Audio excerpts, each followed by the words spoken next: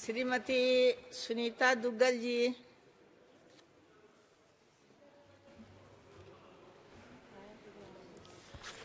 बहुत बहुत धन्यवाद सभापति महोदय। The central universities amendment bill 2023, the central university act 2009 जो प्रिंसिपल एक्ट जो था, इसमें 3F के बाद जो 3G को इंसर्ट किया गया है, इसके अंतर्गत एक ट्राइबल यूनिवर्सिटी एस्टेब्लिश की जाएगी जिसका नाम Sammakka Sarakka central tribal university रखा जाएगा। सभापति महोदय, मैं कहना चाहती हूं कि ये यूनिवर्सिटी जो बन रही है, इसका टेरिटोरियल ज्यूरिडिक्शन जो है पूरा तेलंगाना रहेगा और इसमें मैक्सिमम भारत की जितनी भी जो ट्राइबल पॉपुलेशन है वो इसके अंदर हायर एजुकेशन प्राप्त कर सकती है और इसके साथ साथ रिसर्च की सुविधाएं भी जो हैं इसमें उपलब्ध होंगी। इसको सीरियल नंबर 17 पर रखा गया है और तेलंगाना में समक्का सरक्का सेंट्रल यूनिवर्सिटी पूरे तेलंगाना स्टेट को इसका लाभ मिलेगा और ये मुलुगु डिस्ट्रिक्ट जो है वहां पर इसको स्थापित किया जा रहा है। सभापति महोदय, मैं कहना चाहती हूं कि 4 अक्टूबर 2023 को कैबिनेट ने सेंट्रल यूनिवर्सिटी एक्ट 2009 में इस अमेंडमेंट को अप्रूव किया ताकि ये जो Sammakka Sarakka central tribal university है इसको बनाया जा सके। और मैं इस बात के लिए हमारे एचआरडी मिनिस्टर आदरणीय धर्मेंद्र प्रधान जी को बहुत बहुत धन्यवाद करना चाहती हूं कि पूरे भारतवर्ष को उन्होंने ट्वीट के माध्यम से जब इसकी जानकारी दी, जब कैबिनेट ने इसको अप्रूव किया और उसको आदरणीय प्रधानमंत्री श्री नरेंद्र मोदी जी ने एंडोर्स किया। मोदी जी ने लिखा कि the setting up of the Sammakka Sarakka central tribal university will be a game changer for the youth of Telangana. It will also deepen understanding of tribal culture as well as encourage innovation. आदरणीय सभापति महोदय, देखिए, हम सब जानते हैं कि अभी जो चुनाव हुए जिसके अंदर हमारी भारतीय जनता पार्टी ने बहुत जबरदस्त मैंडेट जो है प्राप्त किया मध्य प्रदेश के अंदर, छत्तीसगढ़ के अंदर, जो कि बहुत ज्यादा जहां पर ट्राइबल जो है हमारी पॉपुलेशन रहती है, और इसके साथ साथ राजस्थान में भी और तेलंगाना में हम हालांकि जो है हमारी तरक्की हुई, हम 1 से 8 पर पहुंचे, लेकिन फिर भी हमारी सरकार ने जो है ये नहीं सोचा कि अब हम तेलंगाना में अगर सरकार नहीं बना पा रहे हैं तो इस यूनिवर्सिटी को जो है इस बिल को हम ना लेकर आए। फिर भी हम उस बिल को लेकर आ रहे हैं। ये दिखाता है कि हमारी सरकार, माननीय प्रधानमंत्री जी चाहते हैं कि सबका साथ हो, सबका विकास हो, सबका विश्वास हो और सबका प्रयास हो। और इसके साथ साथ मैं कहना चाहती हूं कि इसका नाम जो है वो समक्का सरक्का क्यों रखा गया। देखिए, उसके पीछे की बहुत एक बड़ी सुंदर कहानी है सभापति महोदय। समक्का और सरक्का जो है ये माँ बेटी हैं और इनको ये माना जाता है कि ये पराशक्ति जो अम्बा है उनका अवतार है। या देवी सर्वभूतेषु शक्ति रूपेण संस्थिता नमस्तस्यै नमस्तस्यै नमस्तस्यै नमो नमः। आपको मालूम है सभापति महोदय कि ये तेलंगाना के अंदर जो है मुलुगु डिस्ट्रिक्ट के अंदर 2 साल में एक बार एक ये समक्का सरक्का मेडाराम यात्रा जो है वो निकलती है और इसको ये बताया जाता है कि दुनिया का जो हमारी ट्राइबल कम्युनिटी है उनका सबसे बड़ा त्योहार है और इसमें 1.5 करोड़ के करीब जो श्रद्धालु हैं वो इसके अंदर विभिन्न अलग अलग राज्यों से जो है इसमें भाग लेते हैं, चाहे आंध्र प्रदेश से हैं, मध्य प्रदेश से हैं, छत्तीसगढ़ से, उड़ीसा से, महाराष्ट्र से, कर्नाटक से और झारखंड से। इन सभी राज्यों के जो ट्राइबल कम्युनिटी के श्रद्धालु हैं 1.5 करोड़ के करीब वो इस यात्रा में भाग लेते हैं और इसको कुंभ मेला भी कहा जाता है। जो जनजातीय समुदाय है उसका इसको कुंभ मेला भी कहा जाता है। तो इन सब बातों को ध्यान में रखते हुए इस सेंट्रल ट्राइबल यूनिवर्सिटी को उस मंदिर के पास में ही इसका निर्माण करवाया जा रहा है, जिससे कि पूरे विश्व के अंदर जो ट्राइबल दैवीय शक्तियां हैं उनको पहचाना जा सके और समुदाय के अंदर जो है वो जन जागरण हो और समुदाय को ये लगे कि भी उनका भी कोई सम्मान है। मैं इस बात के लिए माननीय प्रधानमंत्री श्री नरेंद्र मोदी जी को बहुत बहुत धन्यवाद करना चाहती हूँ कि आज जो है हमारी प्रथम नागरिक महामहिम द्रौपदी मुर्मू जी वो भी जनजातीय समुदाय से आती हैं। और एक और बात मैं कहना चाहती हूँ कि प्रथम बार अगर किसी मुस्लिम समुदाय के राष्ट्रपति जो हैं वो प्रथम नागरिक बने तो हमारी एनडीए की सरकार में बने, और इसके बाद अगर कोई दलित समुदाय से राष्ट्रपति बने हमारे श्री रामनाथ कोविंद जी तो वो हमारे आदरणीय प्रधानमंत्री नरेंद्र मोदी जी ने हमारी सरकार में बनाए, और उसके बाद अब जो जनजातीय राष्ट्रपति महामहिम बने हैं वो भी हमारी भारतीय जनता पार्टी की सरकार के अंदर जो है वो बन रहे हैं। तो इससे बिल्कुल ये स्पष्ट होता है कि हमारी सरकार जो है वो किस तरह से सबको साथ लेकर चलने वाली है। और माननीय प्रधानमंत्री जी ने कहा है कि वो देश के अंदर जो है वो केवल 4 जातियों को देखते हैं और उन्हीं के उत्थान से ही जो है वो देश का उत्थान होगा। एक नारी, एक युवा, किसान और गरीब, इन तीनों के उत्थान से ही जो है हमारे देश का उत्थान होगा।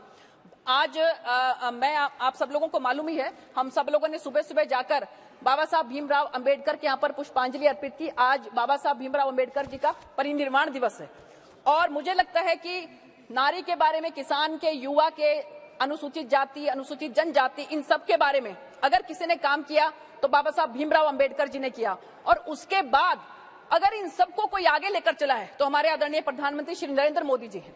और एजुकेशन, बाबा साहब ने कहा था कि education endowments and institutions for higher education are stepping stones in the upward march of a race. और इसी तरह से ही मैं धन्यवाद करना चाहती हूँ हमारे, अभी जो आपने देखा होगा कि इससे पहले जो अभी ये जो बिल आया था जम्मू कश्मीर रिजर्वेशन बिल, इसके अंदर हमारे गृह मंत्री अमित भाई शाह जी ने किस तरह से 9 सीटें जो हैं वो ट्राइब्स के लिए रिजर्व की हैं, उसके लिए भी मैं उनका तहे दिल से धन्यवाद करती हूँ। इसके साथ साथ उन्होंने ये भी कहा था कि नाम में क्या रखा है। अब ये कहें कि अभी ये नाम समक्का सरक्का आपने क्यों रख दिया? नाम जो है, नाम से सम्मान होता है। उन्होंने जिक्र किया था कि उनकी माता जी का नाम कुसुम जी है, कि अगर वो अपनी माता जी को कुसुम कहकर बोले और माँ कहकर बोले तो दोनों में कितना अंतर है। तो इसलिए ये बार बार ये कहते हैं कि आप जो है नाम बदल देते हैं, नाम में क्या रखा है? नाम में सभापति जी सम्मान जुड़ा हुआ है। आज इसी समाज को सम्मान देने के लिए इस यूनिवर्सिटी का नाम जो है वो समक्का सरक्का ट्राइबल यूनिवर्सिटी रखा गया है। और इसके साथ साथ मैं कहना चाहती हूँ कि एपीजे अब्दुल कलाम जी जो हैं, जिनकी ये हमेशा इच्छा रहती थी कि वो पढ़ाते पढ़ाते ही जो है इस संसार को जो है विदा ले इस संसार से, और ऐसा ही हुआ भी। और उन्होंने क्या कहा था एजुकेशन के बारे में कि education is the most powerful weapon which you can use to change the world. तो इस अगर दुनिया को, संसार को हमें बदलना है तो हमें एजुकेशन को जो है वो बहुत जो है इंस्टीट्यूशंस को जगह जगह पर, खासकर जो हमारी ट्राइबल कम्युनिटी है उसके लिए जगह जगह पर स्थापित करना पड़ेगा। इसके साथ साथ मैं कहना चाहती हूँ सभापति महोदय कि हमारी ज्योतिबा फूले, सावित्रीबाई फूले, इनको भी हमें नहीं भूलना चाहिए। सावित्रीबाई फूले जो हैं वो पहली महिला शिक्षिका थी और वो सभापति महोदय एक साड़ी पहनकर चलती थी तो दूसरी साड़ी अपने साथ लेकर चलती थी, क्योंकि कई किलोमीटर दूर जाकर जहां पर वो बच्चियों को पढ़ाती थी, बच्चियों को पढ़ाना उन्होंने शुरू किया। जो हमारे ज्योतिबा फूले हैं उन्होंने अपनी पत्नी सावित्रीबाई फूले को पहले पढ़ाया। सावित्रीबाई फूले ने फिर उसके बाद बच्चियों को पढ़ाने की जो है वो प्रक्रिया शुरू की, तो उसमें जो है उनके ऊपर जगह जगह पर कई पत्थर फेंके जाते थे, कहीं पर गोबर फेंका जाता था ताकि वो बच्चियों को ना पढ़ा सके, लड़कियों को ना पढ़ा सके। लेकिन वो इसलिए क्या करती थी कि एक साड़ी पहनती थी और दूसरी साड़ी हाथ में लेकर जाती थी और वो बिल्कुल खराब हो जाती थी तो उसको जाकर बदलती थी, लेकिन उन्होंने बच्चियों को पढ़ाना नहीं छोड़ा। तो आज अगर हम कहीं पर पहुंच रहे हैं तो ये सब उन महान विभूतियों का जो है इसमें बहुत ज्यादा योगदान है। इसके साथ साथ मैं कहना चाहती हूँ कि ज्योतिबा फूले ने कहा था कि cultivation of mind should be the ultimate aim of human existence. There is no greater deed than the work of education and it is my duty to do it. और इसके साथ साथ सभापति महोदय, चाणक्य ने देखिए इसके बारे में क्या कहा था कि education is the best friend, an educated people, an educated person is respected everywhere, education beats the beauty and the youth. उन्होंने ब्यूटी और यूथ से भी ऊपर अगर बढ़कर किसी बात को कहा था तो एजुकेशन को कहा था। आदरणीय मोदी जी ने जितना सम्मान नारी को दिया है, जितना सम्मान पिछड़ा वर्ग को दिया है, अनुसूचित वर्ग और जनजाति को दिया है, उतना मुझे नहीं लगता कि आज से पहले कभी किसी सरकारों ने दिया होगा। अगर उन सरकारों ने इतना सम्मान इन सभी वर्ग को दिया होता तो आज हमारा देश कब का विकसित भारत जो है वो बन चुका होता। और सरकार की जो समग्र योजनाएं हैं, अंत्योदय के माध्यम से हर उस अंतिम व्यक्ति पर, जो अंतिम छोर पर जो व्यक्ति बैठा है, उस तक भी उसकी योजनाएं, सरकार की योजनाओं का लाभ पहुंचे, इसी को ध्यान में रखते हुए आपको सभापति महोदय मैं बताना चाहूंगी कि पहले के जो प्रधानमंत्री थे, आपको मालूम ही होगा कि उन्होंने क्या कहा था कि हम लोग 100 रुपया ऊपर से भेजते हैं तो 15 रुपया पहुंचता है।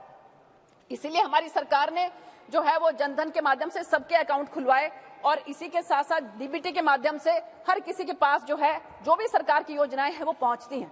लेकिन फिर भी ये अमृत काल के अंदर हमारा देश जो है वो विकसित भारत बने, विकसित देश बने, इसी बात को ध्यान में रखते हुए 15 नवंबर को, जो कि भगवान बिरसा मुंडा जी की जन्म तिथि है, उस दिन को हमारी सरकार ने विकसित भारत संकल्प यात्रा के माध्यम से पूरे देश के अंदर रथ जो है वो चलाए हैं, ताकि जो भी ऐसा कोई इंसान रह जाए कि जिसको हमारी सरकार की योजनाओं का लाभ नहीं मिला है तो उसको इस योजना का लाभ मिल सके और 2047 तक हमारा देश जो है वो विकसित भारत बन सके, क्योंकि हमारी सरकार जो है वो सबका साथ, सबका विश्वास और सबका प्रयास, इसको लेकर चलती है। इसीलिए ये Sammakka Sarakka central tribal university जो बनी है, इस बात के लिए मैं बहुत तहे दिल से माननीय प्रधानमंत्री जी को और हमारे एचआरडी मिनिस्टर श्री धर्मेंद्र प्रधान जी को बहुत बहुत धन्यवाद करना चाहती हूँ।